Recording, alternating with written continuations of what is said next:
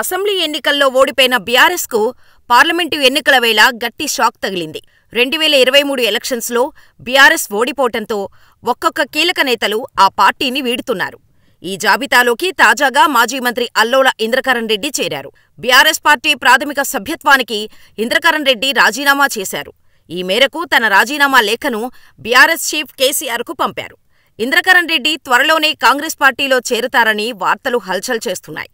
ఇటీవల జరిగిన అసెంబ్లీ ఎన్నికల్లో నిర్మల్ నుంచి పోటీ చేసిన ఇంద్రకరణ్ రెడ్డి బీజేపీ అభ్యర్థి ఏలేటి మహేశ్వర్రెడ్డి చేతిలో ఓటమి పాలయ్యారు. ఓటమి తర్వాత నుంచి పార్టీ కార్యక్రమాలకు దూరంగా ఉంటూ వస్తున్నారు. ఇటీవల కేటీఆర్ అధ్యక్షతన జరిగిన ఆదిలాబాద్ పార్లమెంటరీ పార్టీ సమావేశానికి సైతం ఆయన హాజరు కాలేదు.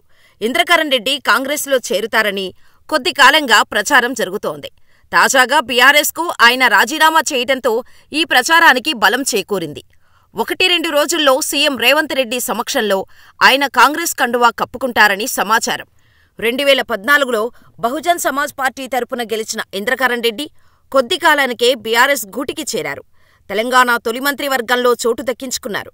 2018 అసెంబ్లీ ఎన్నికల్లో మరోసారి విజయం సాధించిన ఆయన రెండోసారి కూడా కేసీఆర్ క్యాబినెట్లో స్థానం సంపాదించారు. 2023 డిసెంబర్లో జరిగిన ఎన్నికల్లో ఓడిపోయిన ఇంద్రకరణ్ గత కొంతకాలంగా బీఆర్ఎస్ పార్టీ కార్యక్రమాలకు దూరంగా ఉంటున్నారు. ఆయన తాజాగా రాజీనామా చేయటంతో ఇంద్రకరణ్ రెడ్డి ప్లేసులో మరొకరికి బీఆర్ఎస్ ఇన్ఛార్జి బాధ్యతలు అప్పగించారు. అందరూ ఊహించినట్టే కాంగ్రెస్ తెలంగాణ రాష్ట్ర వ్యవహారాల ఇన్ఛార్జ్ దీపాదాస్ మున్షీ సమక్షంలో కాంగ్రెస్ కండువా కప్పుకున్నారు ఇంద్రకరణ్. కాంగ్రెస్ అధికారంలోకి వచ్చిన తర్వాత ఇప్పటికే బీఆర్ఎస్కు చెందిన 3 ఎమ్మెల్యేలు బీఆర్ఎస్ను వీడి కాంగ్రెస్లో చేరారు. ఎమ్మెల్యేలు దానం నాగేందర్, కడియం శ్రీహరి, తెల్లం వెంకట్రావు కాంగ్రెస్లో చేరిన విషయం తెలిసిందే.